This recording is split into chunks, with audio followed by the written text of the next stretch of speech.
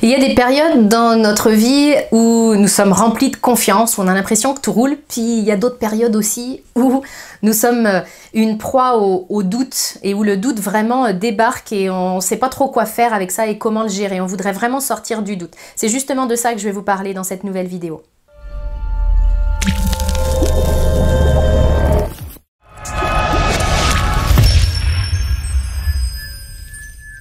Bonjour, mon nom est Nathalie Martin, je suis coach en éveil de conscience auprès des hommes et des femmes qui veulent une vie remplie de sens et d'abondance à tous les niveaux. Si c'est votre première visite ici sur ma chaîne, je vous invite à vous abonner. Vous aurez ainsi en priorité mes prochaines vidéos et également à télécharger mon coffret gratuit 3 clés pour donner du sens à votre vie. Aujourd'hui, dans cette vidéo, je vais vous parler du doute. Comme je le disais en intro, il y a des moments où on est au taquet, on a vraiment l'impression que nous sommes inarrêtables. Alors pour certains d'entre nous, il y a peu de moments comme cela, mais il y a aussi des moments où on est vraiment une proie au doute. Le doute commence à s'installer, il arrive et puis il prend de plus en plus de place. Et on peut se demander comment je fais face, comment est-ce que je fais pour faire face au doute et pour en sortir. Alors je vais vous donner 2 pistes à explorer parce que pour moi il y a vraiment comme 2 axes dans cette question-là. La première piste à explorer, c'est que je vous invite à éviter de faire venir le doute. D'accord? On va agir sur 2 tableaux. Premièrement, éviter de le faire venir. Puis deuxièmement, quand il est là, quand il est arrivé, que j'ai pas pu agir en 1, eh bien comment je fais pour qu'il puisse s'en aller? Alors éviter de le faire venir. Pourquoi? Eh bien parce que forcément, j'ai un pouvoir d'action par rapport à ça. Il y a des choses qui, lorsque je les mets en place, eh bien ça va faire en sorte que le doute arrive beaucoup plus facilement. Alors c'est à vous d'identifier les vôtres. Est-ce que vous sentez que... je vais vraiment vous inviter là-dessus à prendre des notes. Identifiez vos déclencheurs de doute. Ça peut être par exemple à chaque fois que je parle à cette personne-là ou à chaque fois que je parle à ce type de profession-là ou à ce type de personne, eh bien ça y est, le doute débarque.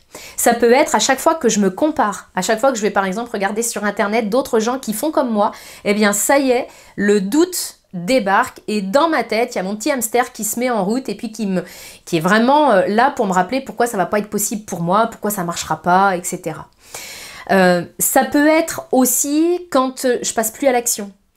Après une période où j'ai trouvé toutes les excuses du monde, ou alors la vie a fait que, ou j'ai fait que surtout, j'ai pas mis en place des actions, eh bien le doute va s'emparer de moi et puis je vais avoir tendance à remettre en question mon projet, par exemple.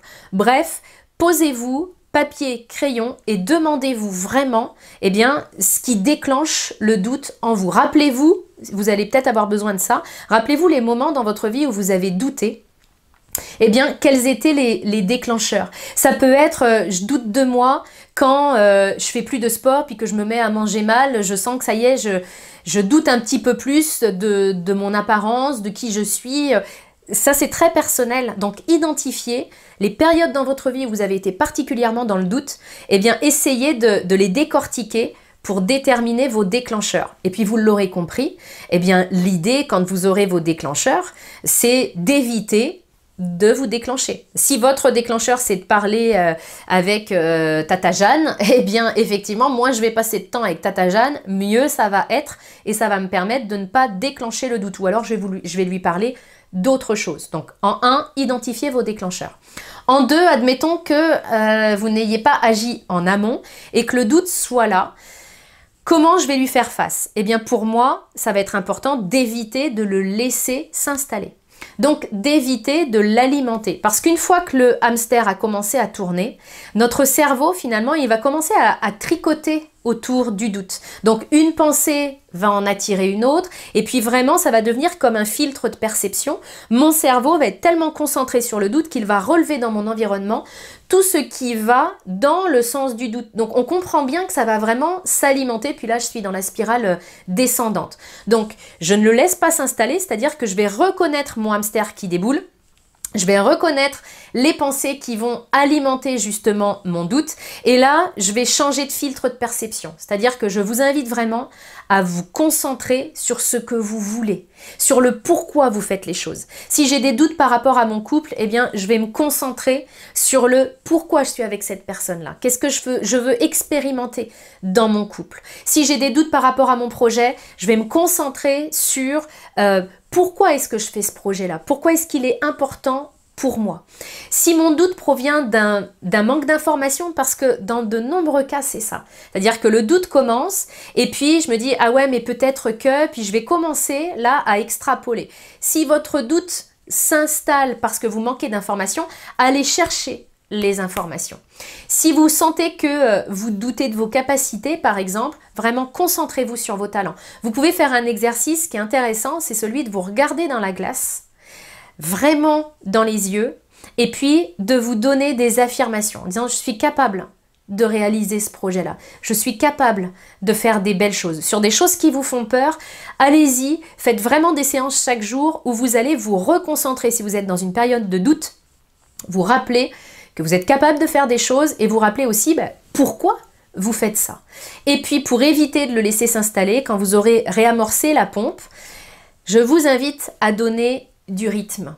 La vie aime le rythme et vous vous êtes sans doute aperçu comme moi que dans les périodes de notre vie où on en a moins, alors je ne parle pas du tout du n'importe quoi pourvu que ça bouge et puis de faire plein d'actions. Si vous me suivez depuis un moment, vous savez que je ne suis pas adepte de cette théorie-là, mais je suis adepte du rythme quand il s'agit de faire des actions justes, des actions qui sont alignées et qui font parfois peur d'ailleurs, mais vraiment donner du rythme parce que vous allez voir que plus on est dans l'action juste, plus on a des résultats déjà, plus on a de l'enthousiasme et je suis sûre que vous avez déjà vécu et ressenti des périodes comme ça dans votre existence. Il y a un côté grisant parce qu'on sent qu'on fait la bonne chose au bon moment et puis que ça avance.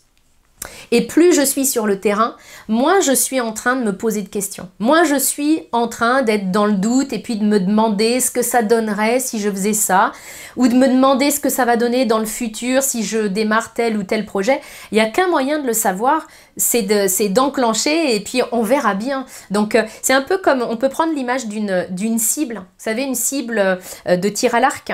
Je peux vraiment passer des heures avec mon archer bien tendu puis à être dans le doute de me dire ouais mais je sais pas trop si je vais la mettre en plein dans le mille ou si je vais plutôt la mettre à côté, je sais pas. Je peux me demander des heures ça. Ou alors, je peux tendre mon arc, tirer la flèche, puis si je suis trop à droite, la prochaine fois, je mettrai un petit peu plus à gauche, mais j'ai gagné énormément de temps. C'est ça le doute, c'est-à-dire que je peux rester dans le doute pendant des heures et des heures, ou alors je peux éviter de le laisser s'installer en agissant au bon niveau. Est-ce qu'il me manque de l'info? Je vais la chercher. Est-ce que c'est de la conviction, de la confiance en moi? Est-ce que c'est parce que j'ai perdu mon pourquoi de vue? Eh bien, je m'y reconnecte. En me regardant dans la glace ou en me rappelant de pourquoi je fais les choses et en me concentrant vraiment sur ce que je veux et non pas sur mes peurs. Donc ça va être vraiment quelque chose d'important parce que finalement, et je terminerai ainsi cette vidéo, quand on est dans le doute, c'est qu'on a une crise de foi. Alors pas une crise de foi, le foi, mais une crise de foi, la foi. Et pas de la foi religieuse, vous le savez encore une fois, je vous en ai parlé à de nombreuses reprises. Une vraie foi dans la vie, une vraie confiance en nous, en les autres, et puis dans la vie. Et si vous appliquez ces deux leviers-là, évitez de faire venir le doute et quand il est là, évitez qu'il s'installe, eh bien vous allez gagner en confiance progressivement. Donc c'est vraiment quelque chose d'important pour vous parce que les doutes peuvent tuer nos rêves. Les doutes peuvent tuer nos relations aussi. Donc c'est important de garder nos relations dans une belle forme et puis de garder aussi nos projets et de garder vos rêves parce qu'ils sont précieux. C'est ce que je voulais vous transmettre dans cette vidéo. J'espère qu'elle vous aura aidé. Si c'est le cas, n'hésitez pas à la liker, à la partager pour m'aider à aider le maximum de personnes possible. Et moi, je vous retrouve très bientôt dans une prochaine vidéo.